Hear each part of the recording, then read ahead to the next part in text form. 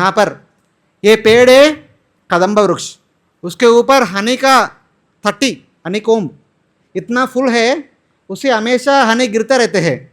वो हनी चलते हैं 5 प्रकार का नदी के रूप में, 5 नदियां है हनी का। आपको जितना हनी चाहिए उतना शुद्ध हनी मिल जाएगा हमेशा। यहाँ पर हमको भगवान का अभिषेक करने के लिए शुद्ध हनी मिलना बहुत मुश्किल है, एक गुड़ का हनी ही मिलता है। तो देन अभी इंपॉर्टेंट है, जिसके बारे में पहले बोला था क्या क्या मिलता है वहाँ पर, यहाँ पर है। यहाँ पर है एक बैनियन ट्री, शतवलसा। बैनियन ट्री मतलब पीपल वृक्ष, उसको रहते हैं 100 शाखा, मतलब 100 रूट, सेकंड रूट रहते हैं ना, वो भी दूसरा ट्री बन जाता है। हर एक रूट से, हर एक मूल से एक एक नदी निकलता है। एक नदी में रहते हैं पानी, चलेगा, पानी नदी तो मतलब पानी तो रहना चाहिए। दूसरा नदी में रहते हैं दूध, तीसरा में रहते हैं दही, चौथी में रहते हैं बटर मिल्क, उसके अगला में रहते हैं बटर, उसका अगले में रहते हैं घी, उसका अगले में रहते हैं शुगर केन जूस, उसका अगले में रहते हैं हनी, उसका अगले में रहते हैं तेल, उसके अगले में रहते हैं अभी और जो भी चाहिए। हमारा मानव जीवन में रहने के लिए जो भी चाहिए सब कुछ रहते हैं। भागवतम जाते उसके तक, उसके अंदर चेयर, बेडिंग सब कुछ मिलता है। सो लोग प्रश्न पूछते बेडिंग कैसे मिलता है। सो मैं बोला था अभी देखो, नदी से आ रहे दूध जैसा एक लिक्विड आ रहा है, वो लिक्विड को ले लो, गर्म करो, ठंडा करो, बेड बन जाएगा। जैसे हमारे सिंथेटिक बेड, योगा मैट रहते हैं ना, सिंथेटिक बेड कैसे बनाया, रबर को निकालो, गर्म करो, उसको एक मोल्ड में रखो, वो बेड बन जाएगा, सॉफ्ट कुशन बेड बन जाएगा। उसी प्रकार हमको जो भी चाहिए सब कुछ है इधर। हमको क्या करना पड़ता है, ये सबको प्राप्त करने के लिए बहुत मेहनत करना पड़ता है। महीने 1 तारीख से लेकर 30 तारीख तक कष्ट करना पड़ेगा, तो 21वें तारीख से हमको कुछ सैलरी मिल जाएगा, उससे हम ये सब चीज़ मार्केट में जाके खरीद कर सकते। बट यहाँ पर सब कुछ फ्री में है, जितना चाहिए उतना, उसका कुछ लिमिट नहीं, सब कुछ मिल जाते हैं। इसको याद रखिए, इसके बारे में थोड़ी देर के बाद चर्चा करेंगे। और ये माउंट मेरू पर्वत के ऊपर देवताओं को सुंदर भवन है, ये रिट्रीट प्लेसेस है, कभी कभी इधर आकर कुछ समय बिताते हैं। ये उनका परमानेंट जगह नहीं, बीच बीच में आकर थोड़ा ब्रह्मांड के बारे में चर्चा करने के लिए आते और वापस चले जाते। ब्रह्मा जी, इंद्र, अग्नि, यमा, निरुति, वरुणा, वायु, कुबेरा, शिवा इत्यादि देवताओं का टाउनशिप से, farm houses we can say. और उसके बाद भागवतम बताते हैं गंगा नदी का आविर्भाव किस प्रकार हुआ था। जब वामन देव त्रिविक्रम का रूप धारण किया था, उनका एक पैर से भूमंडल का आक्रमण कर लिया, दूसरा पैर से भूवरलोक, स्वर्गलोक, महारलोक, जनलोक, तपलोक, सत्यलोक सभी ऊपर वाले लोगों को आक्रमण किया। उनका पाँव का बड़ा अंगूठा का ये रहते ना नाखून, उसको टच करने से ब्रह्मांड के अंदर एक छिद्र बन गया। बाहर रहने वाला कारण सागर ब्रह्मांड के अंदर प्रवेश किया।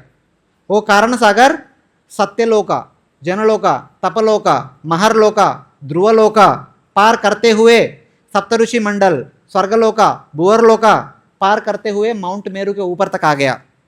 वहाँ पर एक गंगा चारों होकर 4 दिशा में चले गए। जो पूर्व दिशा में चले गए उसका नाम है सीता, जो पश्चिम दिशा में चले गए उसका नाम है चक्षु।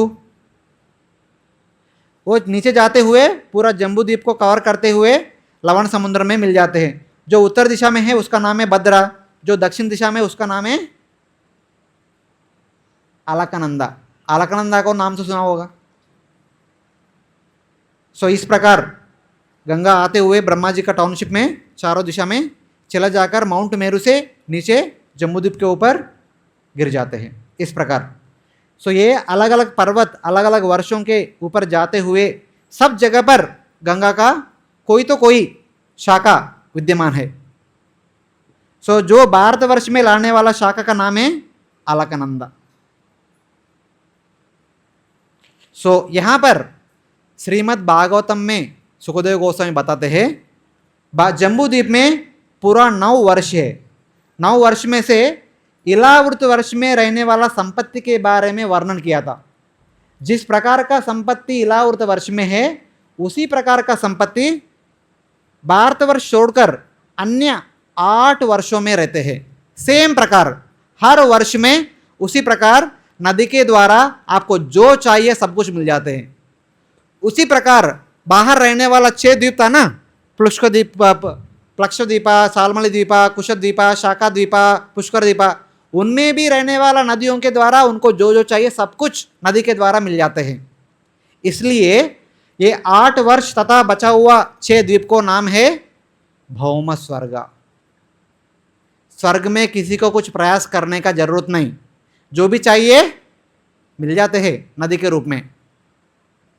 एक भारतवर्ष का नाम है कर्म भूमि। भारतवर्ष को छोड़कर बचा हुआ भूमंडल को नाम है भौम स्वर्ग। ये दोनों के बीच में अंतर है। भारतवर्ष का नाम है कर्म क्षेत्रम, बचा हुआ 8 वर्ष का नाम है भौम स्वर्ग पदनी, इसको नाम है भौम स्वर्ग। वही भौम स्वर्ग हमारा ब्रह्मांड के अंदर 3 स्वर्ग है। स्वर्ग मतलब सभी प्रकार का सुख सुविधा से बने जगह। 3 प्रकार का स्वर्ग है। एक का नाम है दिव्य स्वर्ग, जिसके अंदर आते हैं भूवरलोका और स्वर्गलोका। दूसरा भौम स्वर्ग, पूरा भूमंडल भारतवर्ष को छोड़कर। तीसरा स्वर्गलोक का नाम है बिल स्वर्ग, नीचे रहने वाला 7 लोक है ना, अतला, वितला, सुतला, तलातला, महातला, रसातला, पाताला, इन 7 लोकों का नाम है बिल स्वर्ग। इन तीनों जगह पर किसी का कुछ कष्ट करने का जरूरत नहीं, उनको जो भी चाहिए सब कुछ मुफ्त में मिल जाते हैं, नदी का रूप में मिल जाते हैं। पर 3 क्यों विभाग? इसलिए दिव्य स्वर्ग में लोग सत्वगुण में रहते हैं। सत्वगुण का लक्षण है हमारा पास जो भी है वो भगवान का सेवा में अर्पित करे। भौम स्वर्ग में जो लोग रहते हैं वो रजोगुण में रहते हैं। रजोगुण का लक्षण है हमारा पास जो भी है हम भगवान का सेवा में लगे और हम भी एंजॉय करें। ओके। और बिल स्वर्ग में तमोगुण प्रधान है। तमोगुण का लक्षण है भगवान। ये भगवान कौन है? कोई भगवान गिवान नहीं, कुछ नहीं, मैं ही भगवान हूं। ईश्वरोहम हम भोगी सिद्धोहम बलवान सुखी। ईश्वर मैं हूं, सिद्ध पुरुष मैं हूं, बलवान सबसे बलवान मैं हूं, जो भी है सब कुछ मेरे लिए। जो भी मेरे पास है वो मेरे लिए, जो भी आपके पास है वो भी मेरे लिए। ये असुर का लक्षण है, तमोगुणी व्यक्ति का लक्षण है। संपत्ति तो है, स्वर्ग तो है, बट जो रहने वाला लोगों का मानसिक स्थिति तमोगुण में, इसलिए विभाजन है। ओके। और हम भौम स्वर्ग के पास आएंगे। भौम स्वर्ग में कौन आएगा?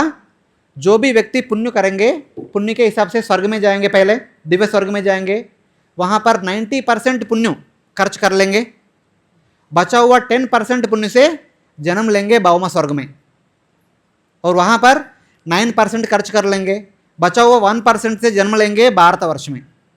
क्योंकि भारतवर्ष एकमात्र जगह है जहां पर हम नया पुण्य को कमा सकते हैं। बाकी जगह पर हम पैसा को खर्च कर सकते, नया पैसा कमा नहीं सकते, बिकॉज वो भोग भूमि है। भोग भूमि भोग करने के लिए है, पुण्य का कमाने के लिए नहीं, धर्म करने के लिए नहीं। धर्म केवल कर्म भूमि में हम पा सकते, इसलिए हमको भारतवर्ष आना पड़ेगा। वो भारतवर्ष का विशेषता है। ऑफ कोर्स भारतवर्ष के बारे में चर्चा करने के पहले हम इसके बारे में चर्चा करेंगे। जो भी व्यक्ति भौम स्वर्ग में जन्म लेंगे उनका आयु है 10,000 वर्ष। आप चाहे ना चाहे आपका जीवन काल है 10,000 वर्ष, उतना जीवन काल तक जीना ही पड़ेगा एक बार वहां पर जन्म लेंगे तो। हर एक व्यक्ति का शरीर के अंदर ताकत है 10,000 हाथी का शक्ति, बलशाली है। और हर एक पुरुष का पत्नी रहते हैं और उनका संतान होगा आखिरी वर्ष में, तब तक उनका कुछ संतान नहीं होता है। स्वर्गलोक में जैसे भौम स्वर्ग में, स्वर्गलोक में ना संतान का नियम अलग रहते हैं। संतान होगा आखिरी वर्ष में। कैसे? जब माता पिता सामने आएंगे, संगम करेंगे, संगम करने के बाद एक मुहूर्त में, मतलब 48 मिनट्स में, उनका 48 नहीं हमारा 48 है, 48 मिनट्स में माता का गर्भ से शिशु का जन्म हो जाते हैं। माता 9 महीना गर्भ धारण करने का कष्ट करने का जरूरत नहीं, यहाँ पर उतना भी कष्ट नहीं करते स्वर्गलोक में। और बच्चा हो तो पैदा हो गया, दूसरा मुहूर्त काल में और 48 मिनट्स में बच्चा युवान बन जाते हैं, 16 वर्ष आयु का युवान बन जाते हैं। युवान बन गया, उनका जीवन काल तक युवान ही बने रहेगा। उन लोगों में वृद्धाप्य नहीं होते हैं, रोग और वृद्धाप्य इत्यादि होता है नहीं, वो हमेशा के लिए नौजवान लड़का हो लड़की हो ऐसे रहते हैं। ये भौम स्वर्ग का नियम है। मनुष्यों का नियम पूरा अलग है। जब देवताओं को और मनुष्यों के बीच में मिलन हो जाते हैं, इसका मिश्रण हो जाते हैं। एक एग्जाम्पल, महाभारत, कुंती महारानी देवताओं के द्वारा अलग अलग संतान प्राप्त किया था। महाभारत कहते हैं उसका नाम है सद्योगर्भ। सूर्यदेव, यमराज, इंद्रा, बीच में वायु। देवता कुंती माता मंत्र पढ़ा, देवता प्रत्यक्ष हो गया, देवता बोला तथास्तु। एक मुहूर्त के अंदर कुंती महारानी जन्म दे दिया बच्चा का। She did not go through 9 months pregnancy, 9 महीने का गर्भ का धारण नहीं किया कुंती महारानी, 48 मिनट्स में जन्म हो गया बच्चा का। पर माता मनुष्य होने के कारण बच्चा का पालन पोषण धीरे धीरे कर पाया। पांडव लोग धीरे धीरे बड़ा हो गया, ऐसा नहीं एक मुहूर्त के अंदर बड़ा हो गया। पिता देवता होने के कारण जन्म हुआ था तुरंत, माता मनुष्य होने के कारण उनका पालन पोषण धीरे धीरे होता रहता है। इसका अपोजिट भीमा और इडिंबा, इनका भी विवाह हुआ था। इडिंबा देवता गण का, वो गर्भवती बन गया, मतलब माता बन गया, 9 महीना गर्भधारण किया था। बच्चा पैदा हो गया 9 महीने के बाद। पैदा होने के बाद एक मुहूर्त के अंदर बन गया एक विराल काय वाले घटोत्कच। सो हिडिंबा वो कष्ट नहीं करेंगे, बच्चों को हर दिन दूध पिलाए, सो पाए और ये करे, स्नान कर पाए और उनका साफ करेंगे। वो देवता लोग कष्ट नहीं करते। देवता मतलब सुखी रहने का बस। ये देवताओं को और मनुष्यों के अंतर है। भारतवर्ष कर्मभूमि और अन्य जीवों के बीच में अंतर है।